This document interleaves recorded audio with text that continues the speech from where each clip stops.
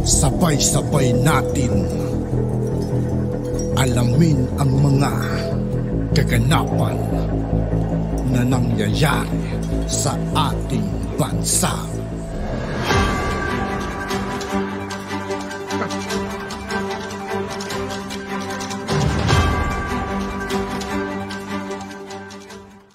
Yo, what's up mga kaibigan? This is I2K po again. Ngayon nandito naman ulit tayo sa channel ni Banat Kapanig TV. Dito naman ulit tayo magbibigay ng komento at reaksyon. Kaya samahan nyo ko guys.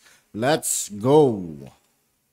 Ang balitang viral ngayon sa mundo ng social media. Dating Pangulong Rodrigo Roa Duterte matapang na dinipensahan ang anak nitong si Vice President Sara Duterte kaugnay sa mga pambabatiko sa di umano'y controversial na confidential fund ng Office of the Vice President. At House Speaker Martin Romualdez hinamon ni dating Pangulong Rodrigo Roa Duterte na mag-liquidate ng pondong ginamit nito. Pero bago ang lahat mga kapanig, kung bago ka pa lamang sa aming channel ay huwag kalimutan.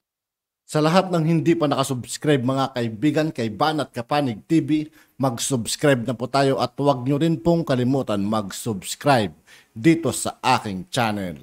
Mag-subscribe at pakiclick na din ang notification bell para mas maging updated ka palalo sa lahat pa ng mga bagong video na i-upload namin. At ito na nga mga kapanig, buong tapang na nagsalita na si dating Pangulong Rodrigo Roa Duterte sa isang panayam sa kanya patungkol ito sa di umano'y mga paratang na walang sapat na dahilan laban sa kanyang anak na ating Vice Presidente na walang iba kundi si Vice President Sara Duterte. At wag na lamang tumakbo sa pagka-presidente si Vice Sara at tama na di umano na naging Vice Presidente na daw ito. Saad pa ng dating Pangulo, ikaw na ang magpresidente, tinutukoy nito si House Speaker Martin Romualdez at approve di umano to sa kanya.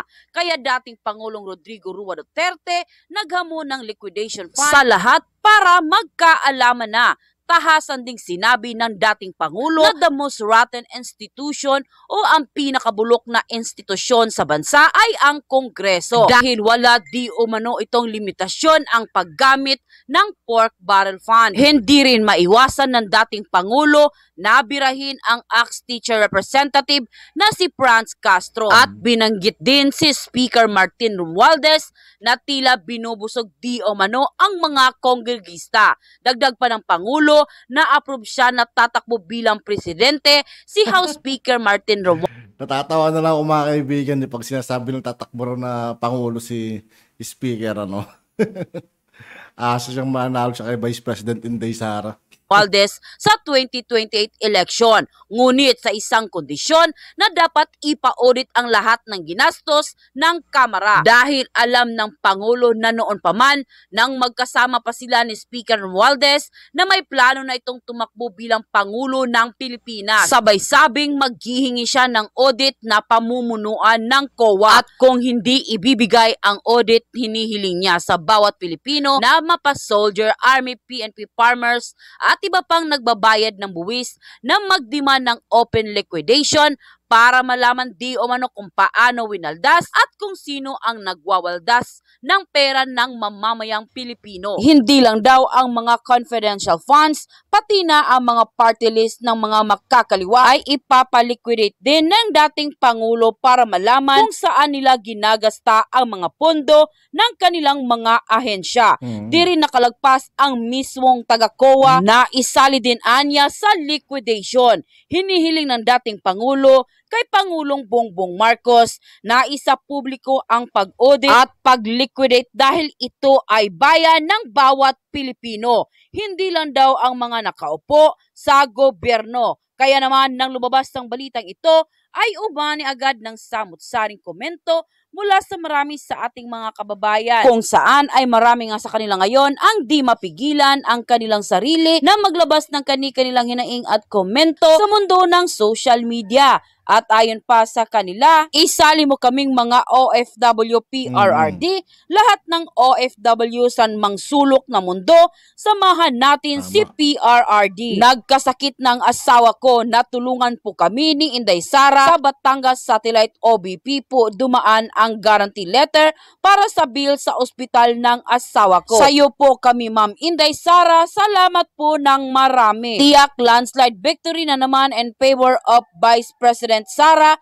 next election. Grabe ang ipinakitang insecurities ng mga taga-oposisyon. Sana tatakbo nga si Inday Sara. Yes, para sa akin, dapat lower at higher house ang dapat alisan ng confidential fund at pork barrel para magamit sa West Philippine Sea. Naloko na ang kawawang Pilipinas nang dahil sa mga ambisyosong politiko, nagkabistuhan na. Sino ba namang taong bayan ang matutuwa sa garapalan at pakapalan ng muka sa pagkulimbat ng pera ng taong bayan? Nakakagigil at nakakawalang respeto dito sa mga halal ng bayan. End quote. Dira siya ng dira tungkol sa confidential funds at nagsumbong pa sa tatay at yung tatay nagdeklara na ng gira.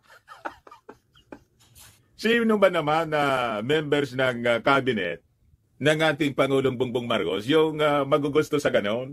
Pero ano niya, Mr. Maravillas, ang tingin mo? Ang tingin ko po, ang gut feel ko po, malamang hindi naman tatagal, magre-resign na lang si Inday as Deputy Secretary. Ay, grabe naman.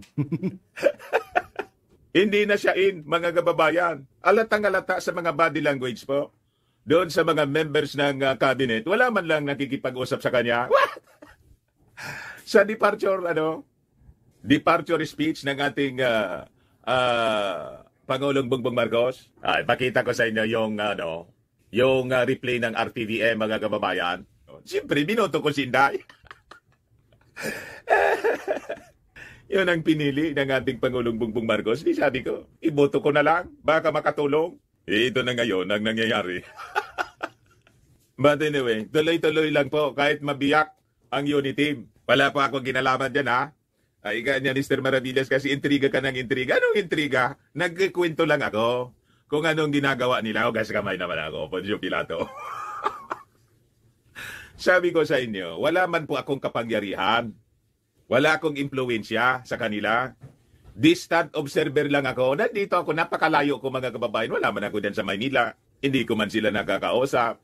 Kaya kung mabiyak po yung unit team, ang dahilan po niya... Huwag naman sana mga kaibigan, sa akin yung pinagsamahan nila mga kaibigan. Nakakapanghinayang so to lang napakalakas na tandem yan. Unit team. Duterte at Marcos. Ito lang kasi, si Tambalos-dos lang kasi mga kaibigan eh.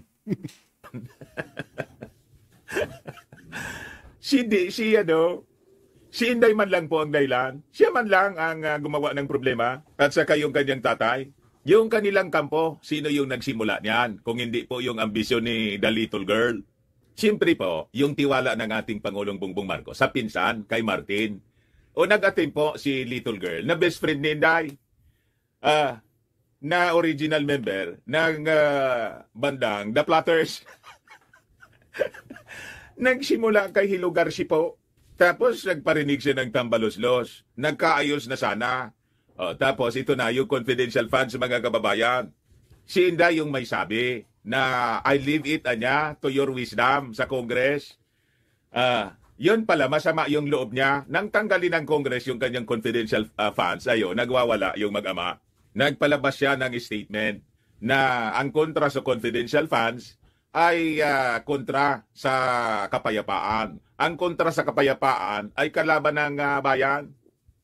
Sila man lang yung nagsasalita. Yung ating Pangulong Bongbong Marcos hindi man magpalabas ng statement.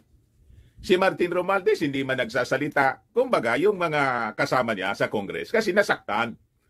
Bakit nasaktan? Inakusahan ni Maudigs ng kanyang tatay matapos siyang magsumbong. Siniraan doon sa SMNI, sa interview ni Cabes, yung Congress, siyempre magpapaliwanag din yung Kongreso. Na wala man niyang personalan. Pero si Martin po, tiko mambibig. Pero Mr. Maravillas, wala na, hindi na umangkla. Sabi ko sa inyo, ang purpose lang na kung bakit po umangkla si Inday, kasi para i-approve yung confidential funds. After ng issue sa Tambaloslos, kaya nakipag-reconcile siya. Yun man lang po, yun ang reading natin, hindi tayo nagkamali. Nang bawiin yung confidential funds, ayon. Lalo na nagtantrum si Inday. Inaway na muli. Sila po yung ang palaaway. Hindi man sila inaaway ng Congress. O ngayon naman, nagparinig si Inday. Nililinaw natin itong kwentong ito, yung timeline. The chronology of events. Kasi mahilig silang mambaliktad. Yung mga propagandist po, na mga DDS vloggers, minamali po yung Kongreso, minamali yung ating Pangulo. Kasi ang gustong sabihin nila, lahat ng bisyo nila ay bisyo. Lahat ng gusto nila, lahat ng demand nila, lahat ng luho nila sa buhay, ibigay ng administrasyon. May mga dapat na priorities, alimbawa dito sa confidential funds, kailangan bigyan ng priority yung mga security agencies. Tapos, siya mismo yung nagsabi, bahala na niya kayo. Di ba? So, pag nabiyak po yung yung tuluyan ng maghiwalay, yung unity, ang rason niyan, mga kababayan, Nawala na. Nag-mute na mga kaibigan. At yun na nga mga kapanig, At yun nga po mga kaibigan, dito po nagtatapos ang ating reaction video. Muli ako po si I2K ng Sundalo ng Dunggalo at 811. Maraming salamat sa patuloy na pagsuporta.